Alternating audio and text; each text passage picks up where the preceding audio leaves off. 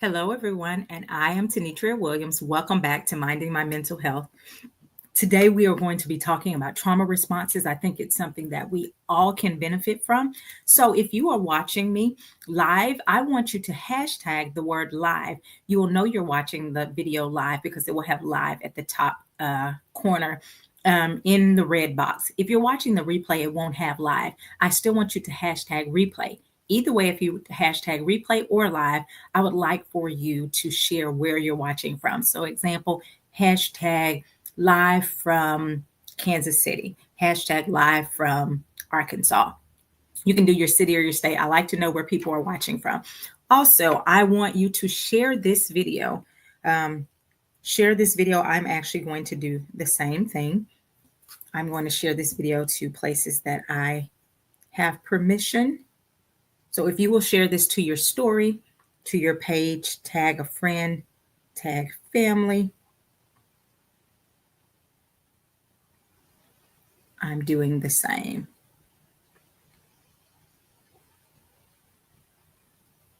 Okay, so again, hashtag live if you are watching us live, and let me know where you're watching from. Tag your friends and your family so they can jump on here.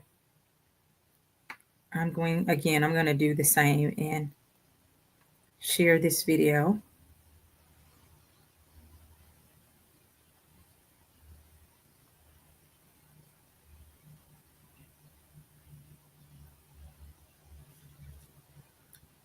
Let me see. I see a couple people jumping on. If you will hashtag live, let me know where you're watching from. Also, like this video, share it to your story, share it to your page. Why? That helps with the analytics so that I can know or more people can get the word out of what we're doing here. I'm really actually pretty excited about today's topic because I think it's one that most of us can absolutely relate to and get some understanding and clarity today. So again, welcome. If you will hashtag hashtag live if you're where you're watching from, but also tag your friends, tag your family, share it to groups that you are a part of, because again, I think this is something that a lot of people can relate to, at least one of these behaviors that we're going to see today. So today's topic, as you guys are doing that, please give me hearts and fire, all of that stuff to help with our analytics. I would appreciate that greatly. So again, today's topic, we're talking about trauma responses. And often what we've learned, I don't remember, it was several years ago, my pastor was saying God is wanting to reintroduce us to ourselves and basically recognize from that statement, what comes from that, or what I hear when I heard that was recognizing that a lot of the things that we think identify us as us, a lot of the ways that we say this is who I am are actually not. They are a result of things that have happened to us. And so what we're going to talk about today is learning how to identify, is this me? Is this a trauma response, and how to heal from that? Again, sometimes what we call personality is really just a form of our brain trying to protect ourselves.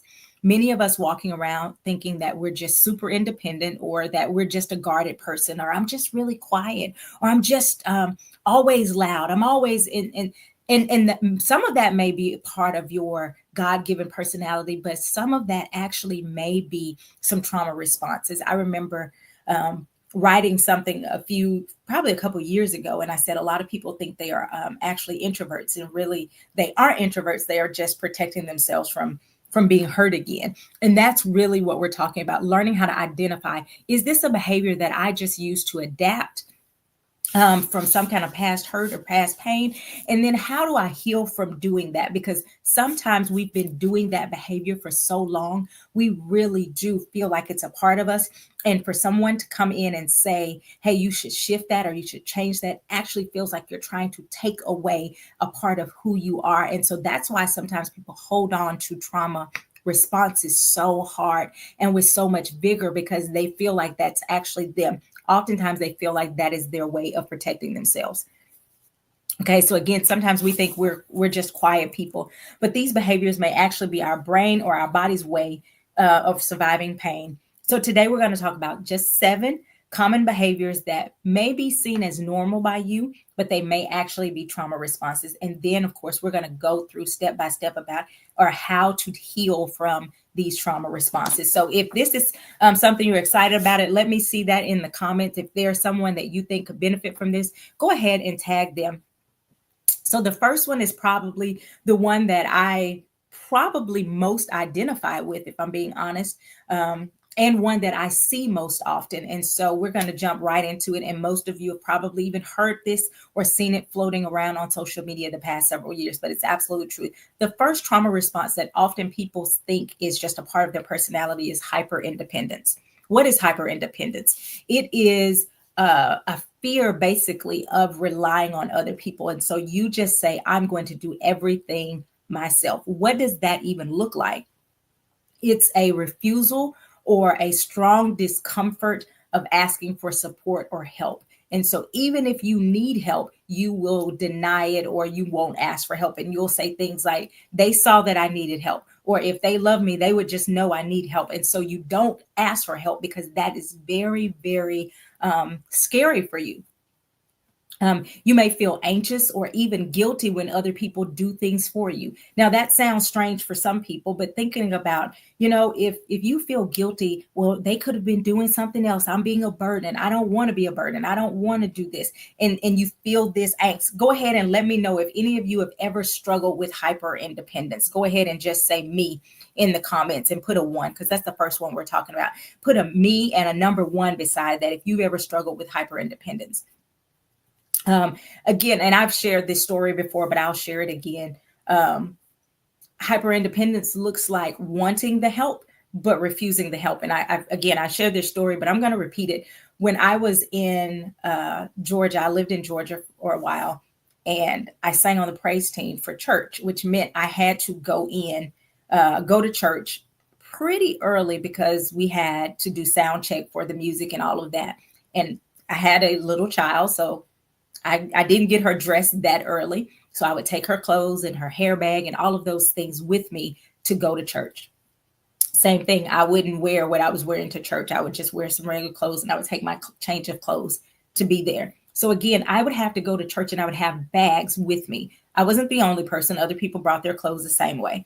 But on the way out one particular Sunday, I was thinking to myself, wow, these bags are heavy. I would like to have some help.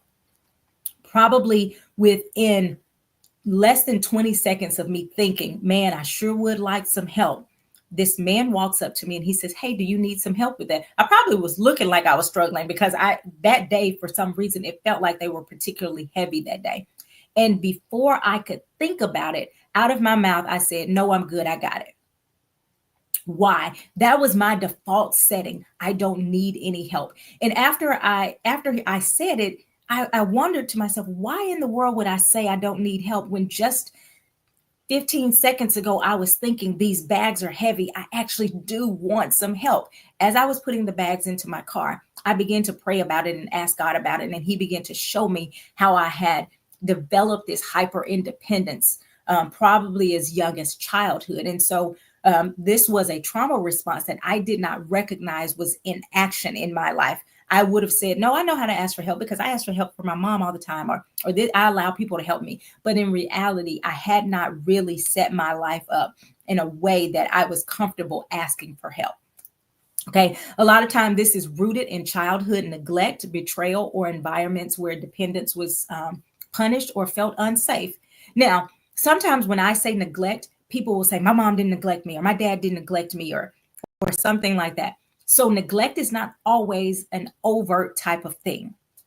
And it may be that you had a very stable parent and one parent and the other parent wasn't there. And it still could have breeded some of those feelings of insecurity there.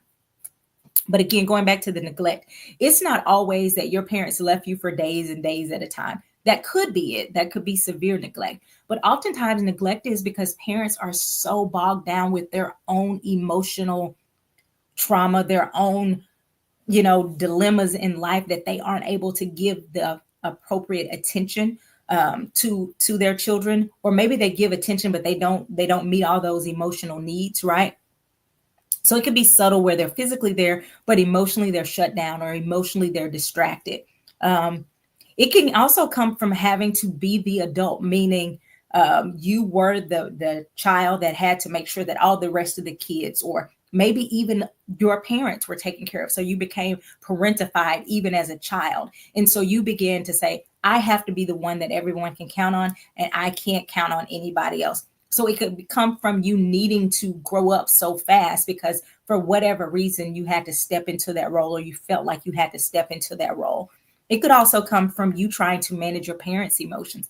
If you had a mom, a dad, a grandparent, a caregiver who was constantly depressed or anxious or anything like that, you could feel like, hey, I have to make sure that they're okay. So again, you start to push down your needs and say, I'm going to be fine. I'll take care of me, but I have to take care of these people. Right. And so again, if this resonates with anybody, let me hear from you. Go ahead and give me some comments. Now, it may not have been childhood. These types of things also could develop from adulthood as well. You grew up and some things happen. So it's not always, childhood specific. So one of the mindset shifts, I think if you recognize a lot of hyper independence, one of the mindset shifts is to start to say independence is great. So you don't necessarily have to think that independence is bad, but to shift from independence is all I have, or I have to be this independent, to independence is great, but healing means that I have to learn how to receive help without fear. Okay, so recognizing that independence is a wonderful thing. We want our children to grow up and to be independent. We want to not have to always count on somebody else. So independence in itself is not bad, but shifting from I have to do everything by myself to saying, hey, it is actually safe for me to receive support from other people. So we said we're going to talk about how we can kind of heal from some of these. So the first one is hyper independence. How do we heal from that? The first thing says, ask yourself, what part of me feels unsafe receiving help? What part of me feels unsafe from receiving help? Why is that important? Because that begins to help you to begin to explore for yourself, kind of why am I feeling this way, right? Also, co-regulation, accepting small offers of help is important because it helps us to begin to say, oh, that wasn't that bad. That wasn't so bad. I received help in this way. So it's really important that we are able to do that. I want to get back into, let me find it on my notes. I'm not sure if it got out of place, but yeah, you want to make sure that you understand that it's okay to receive help. And doing that a little bit alone can help you build that. One of the affirmations that you can say to yourself is to say, it is safe for me to be supported. It is safe for me to be supported. Actually, put that in the comment section. It is safe for me to be supported. Okay. Put that. Let me see that in the comments. It's safe for me to be supported.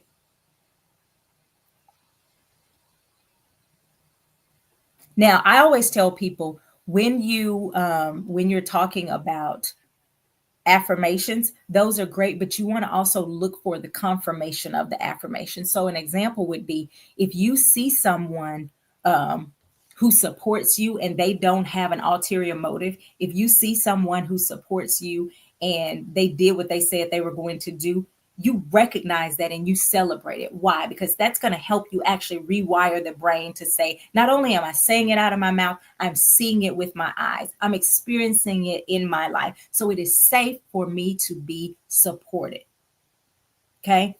So even if you look out and you feel like it's just you, again, when I moved to Georgia, I did know people and I did have a support system, but by and large, I didn't have the same connection or that same support that I had when I lived in Arkansas. And so if I would look up and I would see a neighbor there to be there for Brielle's interaction, or one time they had a grandparents' day and Brielle didn't have any grandparents in Georgia, but I had one of my cousin's friends had kind of stepped in and became kind of almost like a nanny for me. Thank God. She was amazing. Miss Sharon, shout out to Miss Sharon. Miss Sharon would drive over an hour on Saturdays to babysit for Brielle. And she was really wonderful. And for Grandparents' Day, she showed up for Brielle. That meant a lot. And I acknowledged, hey, this is safe for me to be supported. Even though I didn't have, Brielle didn't have her biological grandparents there, she still had support. And so what you want to do is when you see those moments, you want to stop, pause, and actually recognize it and receive, because people don't have to be good to you. And so when you see those things, again, you want to take that moment to actually kind of embrace that type of thing. Okay, so the first one was hyper independence. Let me know also if you guys have any questions about hyper independence as we're going through this. Okay, so the next one is always expecting the worst. What does that look like? It's you constantly asking the what ifs. What if this happens? Well, I may do this, but what if this bad thing happens? So you're constantly waiting for the other shoe to drop. Okay, you assume that people will hurt you and that plans are going to fall apart. So example, something good happens and you go, yeah, but what if it changes? I mean, yeah, they did tell me they wanted me for the job, but what if they get in there and I don't make it past the probationary period? You're always expecting something negative to happen. Downplaying the joy, and perhaps you're preparing for the disappointment. So instead of saying, hey, I'm really excited about my new job, you go, I mean, you never know, with this economy, they could get rid of me next week. Be happy. You've been looking for this job for 2 years and you got it. It's okay to celebrate and be happy, right? Why does this happen? Well, it comes typically if you lived in an unpredictable environment. So your happy times felt like they were cut off a lot. So maybe you started with the birthday party and it was going great until your drunk uncle came and then there was a big fight. So these types of things made you go, oh, it's not safe to have fun. It's not safe to be in a good space. Be prepared for the bad so you're not disappointed. Of course, it can also happen from trauma. When something traumatic happens, it makes you think, hey, at any point, something bad could happen. So this good time could shift really quickly, or just emotional instability. What kind of mindset shift do you have to make in order to get to this healthier place? Number one, you have to remind yourself, this is just my nervous system trying to protect me from disappointment. So you are basically acknowledging, hey, I acknowledge that my body is feeling a certain way. It's just my body trying to protect me from disappointment. But then you have to remind yourself, hey, I'm safe. And you have to tell your body, you're not going to keep me from experiencing joy. So you have to remind your body, hey, I know you're trying to help. I keep talking about talking to your body. That's important. Why? Because your body is paying attention and it's keeping score. And so your body is telling you, oh, wait, happiness can be scary. Happiness can be scary. And so you just give yourself permission. Yes, I know you're trying to keep me safe right now. Relax your muscles as you're saying it. I know you're trying to keep me safe right now, but you're also keeping me from experiencing joy. So what we're going to do is we're going to breathe and we're going to experience this joy. We're going to be present in the moment. One of the things to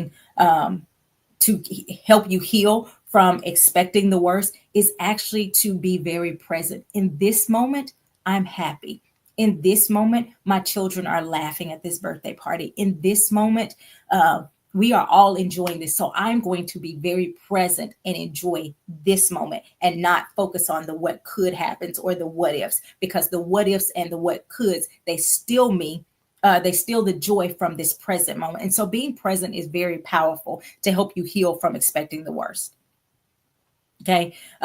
In counseling, we call it catastrophizing or catastrophic thinking. Basically, you have to challenge that catastrophic thinking or catastrophizing. What is that? You know what? You lose your job. Instead of saying, I'm so thankful that I have a savings, or I'm so thankful that, yes, I lost my job, but I do have these skills that will enable me to get another job. You go, oh my gosh, we're going to be homeless. Oh my gosh, we're going to lose everything. And so your brain goes from A to Z. And what I want you to do is to recognize it. Self-awareness is important. When you recognize that you're catastrophizing, I want you to stop, take a slow, deep breath, go, I just went from A to Z. I lost my job today. The likelihood of me being homeless tomorrow is very little. Let me go from A to B. What's my next step? Well, I've already paid all of my bills for this upcoming month. So I'm safe. I have at least 30 days to look for another job. My bills are paid. I have friends and family that could help me. I have a savings account. If I don't have a savings account, I have this, I have these skills. What can I do in the meantime? Even if we lost our homes, do I have friends or family that would open their home to me? Those types of things are helping you to go from A to B as opposed to from A to Z, because Z goes to the worst case scenario. You just jump straight to catastrophe as opposed to walking through that step. If I lost my job today, the likelihood of me being on the street are very, very little, even if I didn't have income in, because I do have savings. I do have a support system. I do have someone who would open their heart to me. I have these things. And so you're able to stop and look at the more logical response as opposed to jumping to the worst case scenario. The other thing, this is probably the believer in me. I always tell people to create like a testimony log or a safety file, however you want to identify it. But basically, it's all of the times that God has come through for you. Okay, I think I was pausing there for a minute, but it's writing down all of the times that things worked out for you. What does that do? It reinforces your faith. It helps to remind you that God has been there for you through every other battle and you've survived it. It helps you to calm your nerve and you go, the same God that brought me out of this situation is the same God that I have on my side now, and he's able to bring me out of the next situation. And so we don't forget. So keep a log, keep a Thanksgiving, a gratitude journal, however you want to name it.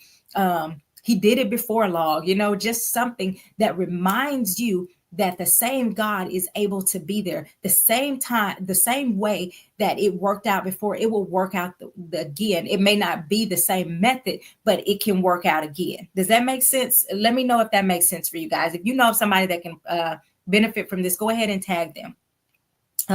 Also using some of the grounding techniques from the polyvagal theory. Use the deep breathing, the humming. Humming helps to activate the vagus nerve, which helps us to calm our bodies down. Tapping, there are different strategies where you can tap your body. Stretching, all of these things help us to do what? Help us to calm our physical bodies down and to look from a more logical perspective, because our brain, again, we talked about this month a lot, that amygdala is telling us, hey, we're in danger, and it gets overactive. But calming our bodies down helps us to say, there are other things that I can expect. What are some other possible outcomes besides this one of me being homeless under a bridge? What other possible outcomes could happen? Okay. So number one was hyper independence. Number two is always expecting the worst. Let me know if you guys, again, if I say one that you recognize or sounds familiar to you, go ahead and put something in the comments so I can see which ones are resonating with you guys. Number three is over apologizing. Over apologizing. Have you ever met someone and you can say almost anything? And I'm sorry. Oh, I'm sorry. I'm sorry, baby, you didn't do anything wrong. I'm sorry. And it's just, it comes out of them so much. That can come from feeling overlooked, not wanting to be a burden, saying I'm sorry for just having their feelings, saying I'm sorry for things that aren't even wrong. They don't want to be seen as a burden. They don't want to be problematic because ultimately they have a fear of being rejected. Why did this happen? Sometimes, again, they may come from environments where there is high abuse, high criticism, or perfection is expected. So it may be that they are grown up in an environment. So there was no abuse, but there was always this high expectation of perfection. And so everything that was less than perfect felt like it was a failure. And so they're apologizing anytime that they feel like things did not go exactly the way they were supposed to go. So one of the mindset shifts you can have if you start to notice that you over apologize is to recognize over apologizing is a way that you manage perceived danger, but you remind yourself you're not a problem that needs to be fixed. Like your existence, your being is not a problem that needs to be fixed. Okay, so it's like I'm okay. I can grow from this, but I don't have to apologize. Here are a couple things that may help you. Reminding yourself to say thank you instead of I'm sorry all the time. So for example, if someone comes to pick you up and they were picking you up at 12 o'clock and you run to the house at 12:02, instead of saying, oh, I'm so sorry, go, thank you for waiting on me. Now, I am a proponent. I do believe that we should apologize when we've messed up, right? So there's nothing wrong with apologizing. I'm talking about when you see that pattern of you apologize all the time, you're apologizing basically for existing. That is problematic. But again, you can say, I'm sorry, that's not a problem. But if you start to recognize the pattern, you need to start to work on switching that to the thank yous. Why? Because you want to break that habit of the over apologizing. Also, using the affirmations of, I'm allowed to take space. I'm allowed to take up space, or it is safe for me to take up space. Why? Again, you are reassuring yourself, it is okay for me to exist. It is okay for me to disagree. It is okay for me to rock the boat. It's okay for me to be here. I give this example of one time I was in, I want to say Dillard's, but I'm not totally sure, but I think I was in Dillard's. And I went to get something, but I went like on a break between clients. So I didn't have a lot of time to be there. So I go in and there was a lady in front of me. She was an older lady and she was returning a shirt. They were I don't know what kind of problems they were having with this shirt, but she couldn't just return the shirt. And I was waiting and everything in me kept saying, why don't you just move out of the way? You're taking up too much time. I was thinking that about the lady. I was getting frustrated. And then it really hit me. And I even thought about, I was like, I would just leave and come back later because she was taking all of this time. It felt like she was taking all of this time up. And then it was like Holy Spirit just dropped it and said, she understands it's okay for her to take up space. Like her need was just as important as my need in Dillard's. I wanted to get something. I wanted to, run in really quick and get it. But she also went in for a purpose, and she was not violating me because she was taking care of what she needed to take care of. And so sometimes what we do is we'll say, well, I don't want to be a burden. And we have to remember it's okay for us to take up space. And she didn't turn around and apologize either. She just went, hey, it's not my fault that these people are taking a long time to get what I need. And honestly, I kept saying that shirt's ugly anyways. Why do you even want that shirt? I was being real nasty in my head. But that was a moment where Holy Spirit really checked me and told me I could learn from this lady. And she stood there. Eventually, they opened up somebody else in another area so that people could check out. It worked out. I was able to get what I needed. But I was very thankful that this lady was there because it really showed me how many times we will push down our needs because we go, I don't want all these people waiting for me. So I'm just it's okay for you to take up space. It's okay for you to say, I need to deal with this until my issue is resolved. I'm going to have to address this and I'm going to speak up for myself and I'm not going to apologize because this is what I need in my life to be able to move forward. I'm not going to feel bad for asking someone to do their job. I'm not going to feel bad because you got my order wrong. You got my order wrong. I don't have to be mean or nasty, but I can say, hey, I'm sorry. This isn't what I ordered. You don't have to apologize. I'm so sorry, but my burger I didn't order cheese on it. I said no cheese, or I said, it's okay to go up there and say, I don't have to apologize for this. The order is incorrect. It's factual. It's okay to take up space. Okay. So again, let me know if you guys have any questions, if this is helping, if you have comments or questions. So the other thing is to set boundaries. Establishing boundaries is really important. Boundaries help us to define where you end and where others begin. Boundaries help us to reinforce that our needs are valid. Over apologizing is often a symptom of the fear of disconnection, conflict, or rejection. So we just say, I'm just going to apologize. Hopefully they won't reject me. Okay, number 4. This one is for the people that shut down in conflict. So number 3 was over apologizing. Number 4, this is a trauma response that people often don't recognize. Shutting down during conflict. Shutting down during conflict. What does that look like? You just get quiet. You just stop talking. You guys are having a disagreement and you just get quiet. I don't want to talk about it. I don't want to talk about it. You walk away. You just leave, or you just zone out. Stuff is going on and you just kind of zone out. Okay, there we go. Avoiding confrontation even when it hurts you. So what I mean is, you need to address this, but you would just avoid it at all costs because you are really just so terrified of the conflict itself, right? You don't want to be rejected. You don't want to deal with any kind of pushback. So you just shut down. Why does this happen? Again, this is a trauma response. And we talking about the polyvagal theory. It's a dorsal vagal freeze. So when you talk about flight or flight, this is the freeze, fight, flight, or freeze. This is actually the freeze response. And it's a trauma response because our body feels like fighting or running is too dangerous. So we just shut down. Okay. This could be because you saw a lot of trauma in your household, or things felt chaotic.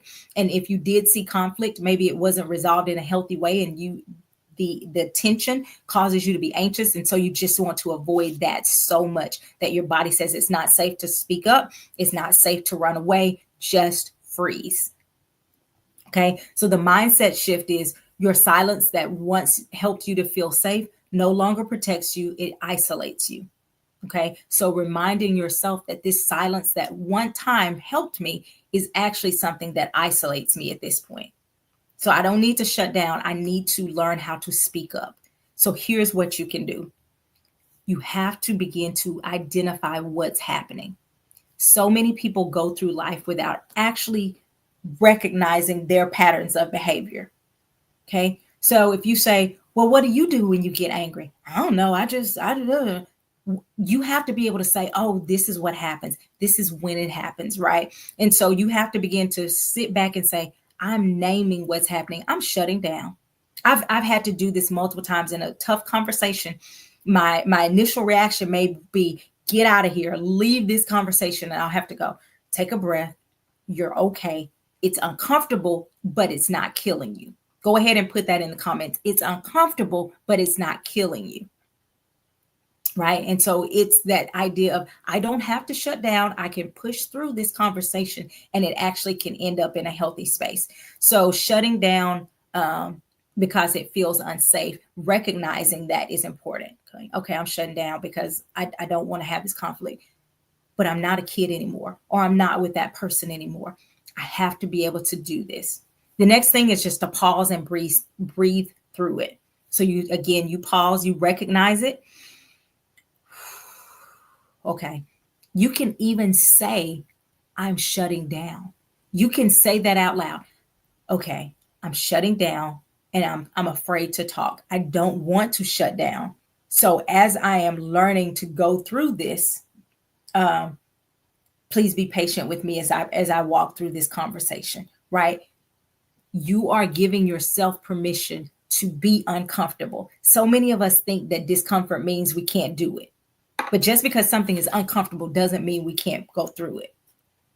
So again, give yourself permission to be uncomfortable and still have the conversation. So pause and breathe through, but then respond. I was shutting down because when you said you can't count on anybody, I felt like I was being attacked. Or when this thing happened, I felt like I was shutting down, or I could feel myself getting defensive. You have to be willing to be vulnerable. And many of us don't want, we talked about that last week. Many of us don't want to be vulnerable. And so what we will do is just shut down. We won't talk at all. But how can we have communication flowing back and forth if I am shut down? It is very damaging in relationships if you shut down. And last week, actually the last 2 weeks, we talked about how relationships actually help heal our nervous system. Healthy relationships can help heal our nervous system. And so if we're shutting down, we're actually cutting off an opportunity for our bodies and our nervous systems to heal. Okay. The next thing is to actually role play. In therapy, I will often say, okay, so let's go there. Let's pretend that I'm your mom, I'm your husband, I'm your brother, that you have conflict. Now let's talk through it. What are we doing? We are helping that person, number one, find their voice, but understand, hey, you're shutting down. What's going on in your body right now? I'm tense. I'm this. Okay, relax your shoulders. And we walk through it, and we practice how to be assertive, how to not be aggressive, how to not be passive, but just to speak up for yourself, even though it's really uncomfortable and you want to shut down. Yes, Courtney, you have to go back to the beginning and watch all of these. I think they'll be beneficial. So number four is a or number four is shutting down during conflict. And so if you're just joining us, we're talking about trauma responses that we have in our everyday life that sometimes people don't recognize are trauma responses. And we're talking about why they are here and how we can heal from them. The first one was hyper independence. Number two, always expecting the worst. Three was over apologizing. And four was shutting down in conflict. Number five, we have 7 of these today. Number 5, becoming the helper or the fixer. And I know I have some people on here that probably can relate to this. What does that look like? You always put everybody in front of you. I'm just going to be the Miss Fix It. I'm going to fix the problem. I'm going to keep the peace between my parents when they're arguing. I'm going to be the peacemaker between my friends. I'm going to do all of these things. I'm going to help it and I'm going to fix it. Why? Because you are trying to earn love or the sense of safety through your usefulness. You have tied your self-worth to what you can do, right? So this happens in homes where people feel like they have to perform for love. If I don't make straight A's, I may be rejected, and so I better make straight A's, and then my mom will be proud of me, or I won't be a problem. I won't be the problem child that causes issues in the family, because the anxiety in the family causes me anxiety. So I'm just going to be the perfect one that won't cause any problems, or I'm going to fix it so nobody else has to cause it, right? So you're the fixer, and you're trying to earn your love, or you're trying to earn love through your performance. Okay. Trauma taught you that love has to be earned, or you will have to fix something to be safe. What is the mindset shift that has to happen if you see this trauma response? That you are worthy, even if you're not fixing something or performing. Go ahead and put that in the comments. I am worthy, even if I'm not fixing something or performing. So that means if you are used to getting straight A's and you get the C, you're still worthy. If you don't get the certification, you're still worthy. If you blow it and forget to do something that was important, you're still worthy. So that mindset shift of I have to do all of these things just right. Why is this problematic? Because, so many ways, right? But one of the things is because if someone doesn't give you that recognition, you can feel like they're rejecting you. It also can be it can be really problematic in the sense of you're constantly trying to do something. And you can get burnt out because you're constantly trying to do all of these things to be good enough, as opposed to saying, I'm tired, I'm going to rest, because your body needs rest. And so you are again, we talked about that amygdala. It's in overdrive, constantly saying, hey, I got to do something else. I have to do something else to be good enough. Yeah, I have to do this. I have to do this. Well, you already helped on 15 committees. It's okay. No, I need to be on that one. You're trying to prove your worth by doing or performing without allowing yourself to just be. Okay. So here is something for you to take back, to pray about, to journal, take the Holy Spirit. Ask, who am I when I'm not helping somebody? Who am I when I'm not helping? Why is that an important question? Because you're exploring, you're really looking into your identity and how you see yourself. Okay. Also, you have to learn to receive love and not just give it. Notice I said learn to receive. That sounds like a weird thing to say. You have to learn how to receive. So if you are a person, if I say, oh, you look beautiful today, and you minimize it, learning how to receive it is to say, I feel uncomfortable when she said I look beautiful, but I'm just going to say thank you. And you sit with that discomfort until you become more comfortable receiving a compliment or receiving something positive. You can just sit with that. All right, so learn how to receive love. And love obviously is more than compliments, but that's just an example. Sometimes people have a hard time receiving compliments. Maybe you have a hard time receiving compliments in certain areas. So you may feel really pretty, but you don't feel really smart. Or you may feel worthy in one area, but not another one. So learning how to just receive love, learning how to allow someone to take care of you or allow someone to be good to you without going back to the performance or hyper independence or whatever, right? The other one is to learn, set service boundaries. What is that? I'm not going to serve when I'm feeling a sense of obligation or I have to so they won't love me. I'm going to serve because I want to, not because I have to. So set service boundaries. I'm doing this from a place of love as opposed to a place of fear and insecurity or anxiety. Asking yourself, when I do this act of service, am I doing this from a place of love or control? Am I trying to control how they see me? Did I volunteer because I want them to see me as valuable? Did I volunteer because I didn't want to be rejected or talked about? Or did I volunteer because I have a heart for this matter or I desire to be a help in this way? Okay, that's really important self-reflection work that you'll need to do. Number 6, this one's important. I think I saw someone say it earlier. Emotional numbness or detachment. Emotional numbness or detachment. What is that? What does that even look like? It is where you just kind of disconnect from your emotions. You're going through the motions without the actual emotion, right? So you're taking the kids, bye, I love you. You're not feeling the joy of your day, but you're also not even feeling the real lows. You're just detached. You are just numb. Camille said that's her. So let's talk about this, Camille.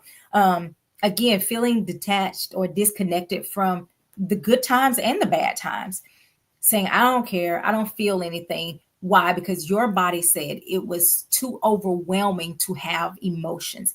This can often come when we see this one. Oftentimes, there has been complex trauma, and complex trauma is not just a one time thing. Sandra said that's her as well.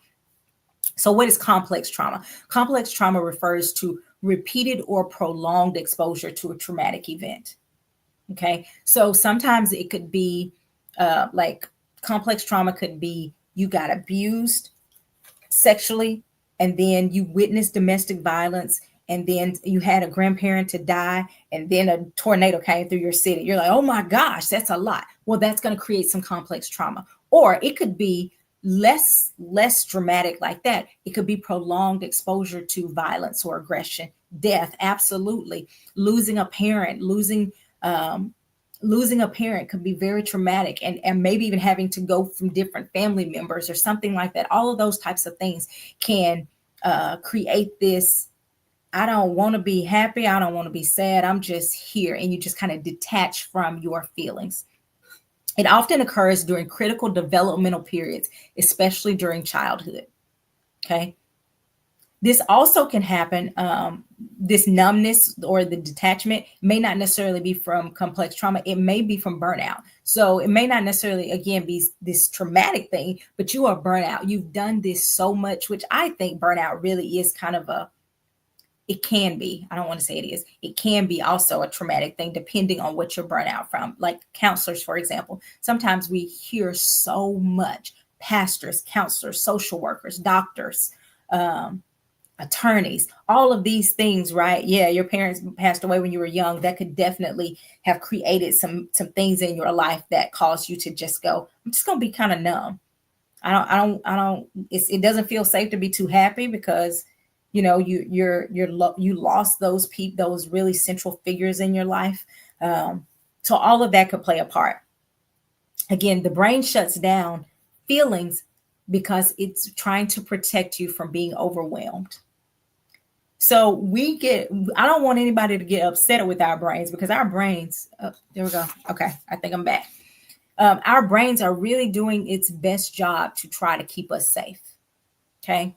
So the brain shuts down because it's too much, it's too overwhelming. And so it'll just, again, disconnect. What kind of mindset shift is needed here?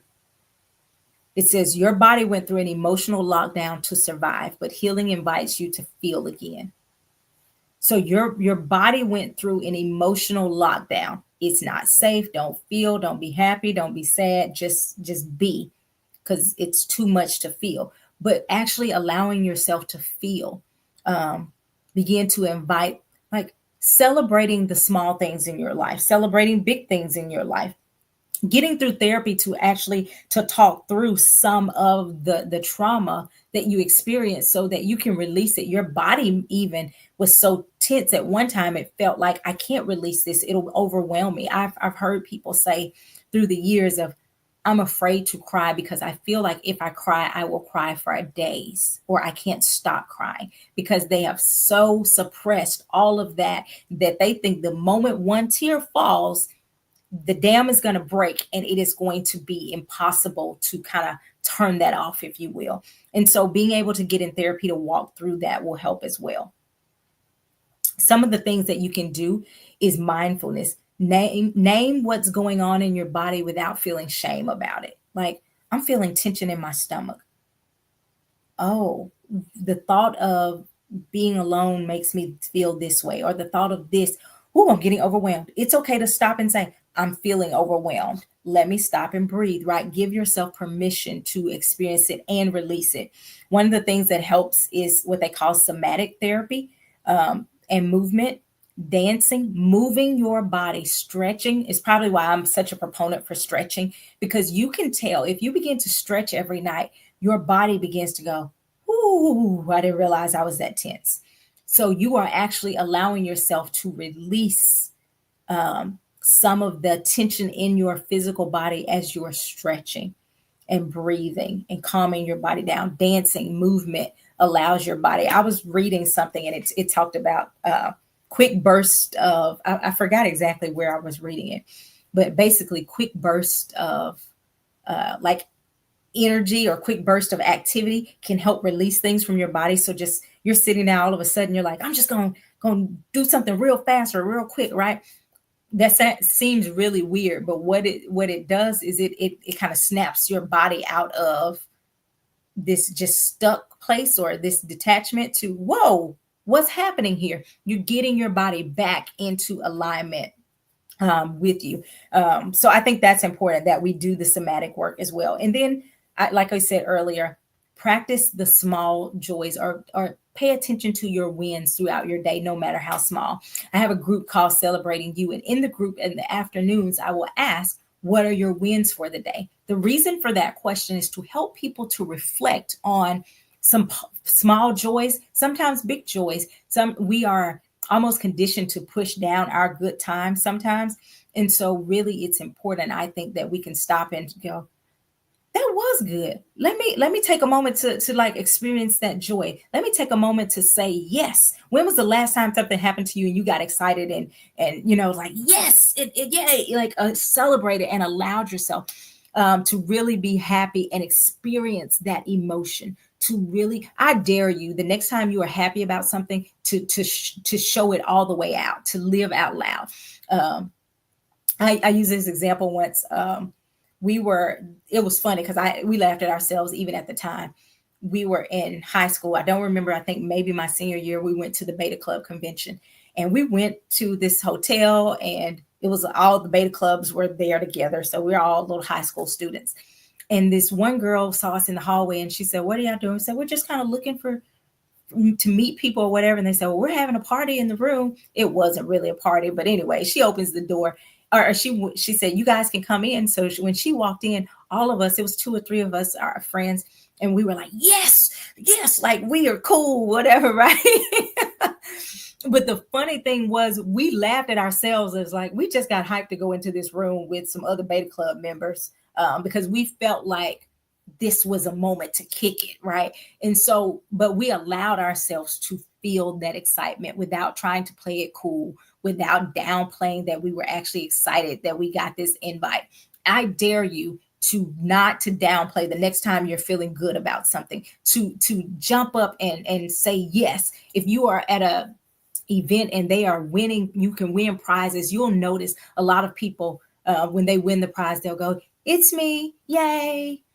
But maybe you're really excited. If you're really excited about winning that prize, I dare you to jump up and be like, yes, I won. Like, make a big deal. Allow yourself to feel your emotions. Why? Because you don't want to be so disconnected from your emotions that you lose the ability to really be able to feel the highs and even the sadness. Being able to say, I don't have to pretend that I'm not hurt. I can cry. I don't want you to get stuck in the sadness, but hey, it's okay for me to allow myself to release and allow those tears to flow and to then take some breaths and to get back into another headspace, right? You don't have to suppress your feelings, whether they are good or bad.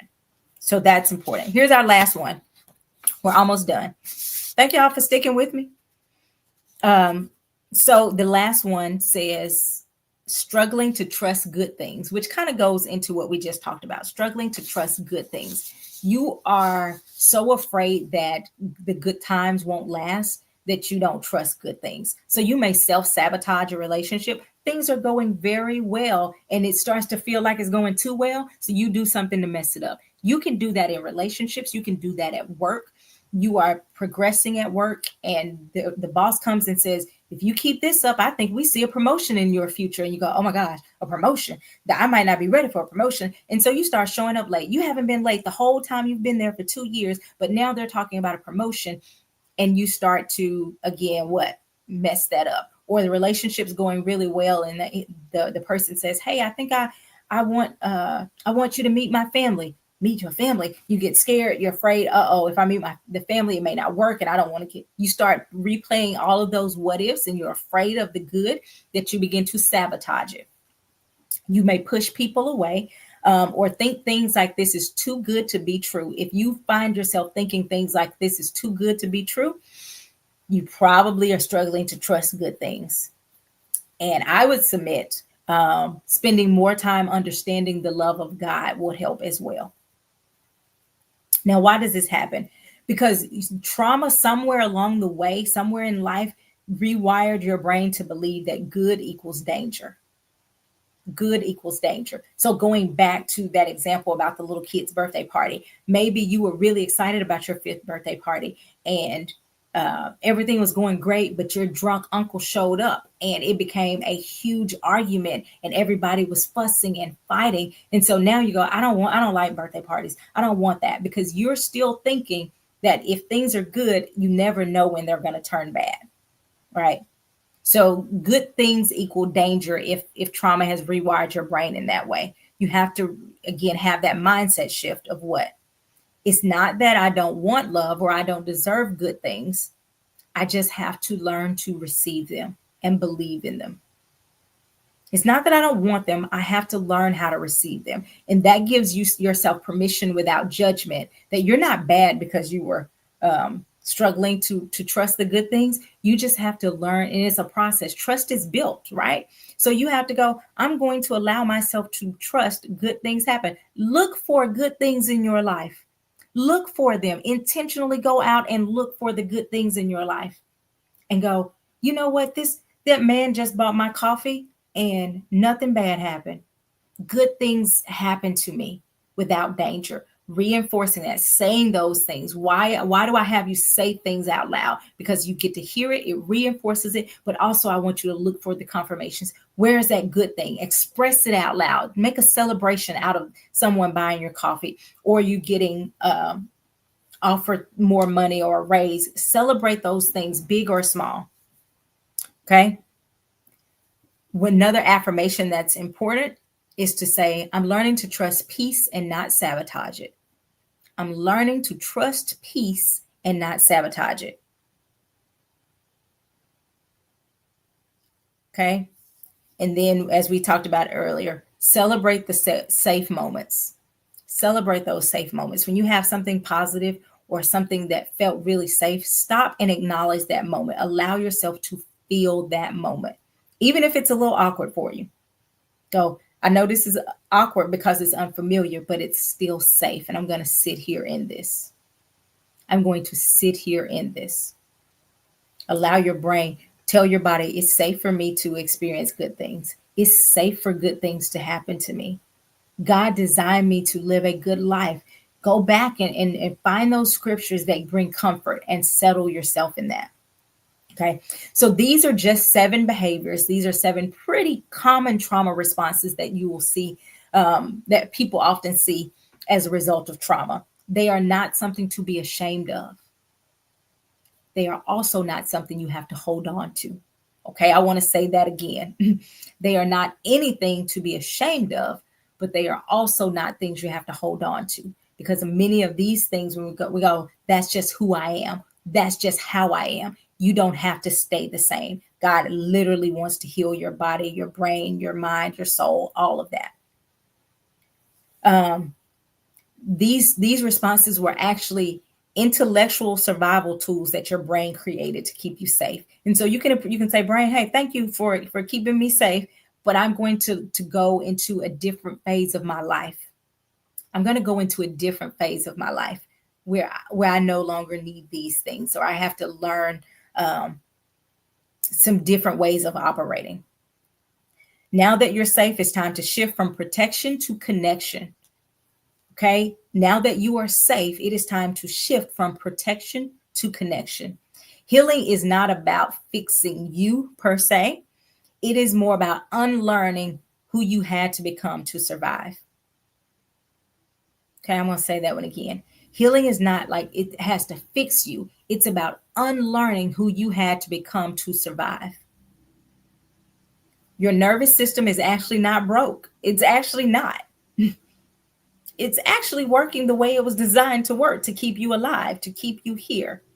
But it also deserves to experience peace and not just survival. So you have to tell it, you did a great job, but you can take a break now. You did a great job, but you can rest now. It's okay. It's okay for us to experience peace now. You kept us safe through the chaos, but we're not in chaos anymore. It's okay to calm down. You're just reminding your body, hey, we're not there anymore. It's okay. It's okay for me to be safe. All right. So here's what I want you to do. I'll give y'all some homework. Which one of these behaviors, I want you to identify which one of these behaviors shows up or shows up the most in your life, and ask yourself, how did it serve me in the past and how is it hindering me now? So identify what behaviors you see in your life and go, how did this help me in the past? Now, how is it hindering me now? And the next thing is, what's one small way that I can begin to shift this response this week? So with each one of these, I talked about a mindset shift and a behavior that you can do. What's one way that you can begin to shift this week from that trauma response? I hope this helped you guys. I enjoyed teaching this because I see these trauma responses a lot in my practice, but I also have seen some of them in my own life, and I see them in my family. And so trying to work through, oh, you know what? We don't have to do that because we're not in that same space anymore. Now, if you're still with me, I appreciate it. Do me a favor and share this video again. Even if you've shared it before, share it again to a new place, to a new something, so we can get to more people. I want to encourage you, if you are a single woman, and you are saying, hey, I may have had some trauma that I need to heal from, but I would like to be able to open my heart for love. I would like to be able to heal so that I can be ready when love comes around, healthy love. I have a program called the Wholeness Path. It is a 6-month program, 6 months. And we get in there and we talk about things like this. We get in there and we explore some of the things that may be holding you back from receiving or healing your heart so that you can be open to beautiful love. Thanks, babe. So again, I want you guys to register if you have not. It is $97 a month. We meet twice a month. It's supposed to be an hour, but my husband can verify it is usually always over an hour. We have assignments. We have a lot of work, and we're doing soul work. We're learning how to be our best self and learning how to be healed and whole, so that when that beautiful love comes, we can identify healthy love. We can identify when it's unhealthy. We can walk away from things or relationships that are unhealthy, and we can be open to healthy love. If you want to be a part of that program, again, that's $97 a month. If you want to be a part of that program, let me know. I will send you the registration link. If you have comments or questions about it, let me know. Just send me an inbox directly. I would love to help you walk through and get registered for that program, and we can dig in there. A lot of the people, we call the alumni, have gone on and they are now in healthy relationships, or maybe they left unhealthy relationships and now they are at peace in their singleness. And so it's not just to help you find someone, it is to help you get into a better space emotionally, mentally, physically, spiritually, even, so that you can experience the love that God desires for you. So again, thank you guys for joining. Share this video, tag somebody that could benefit from this stuff. If you joined us late, go back and watch the beginning, and send some hearts, some fire to get those numbers and help with the algorithms. I appreciate you guys, and let me know if there's anything we can do. Join me right back here next Thursday at 12 p.m. so that we can continue journeying in minding our mental health. I'll see you next week. Bye-bye.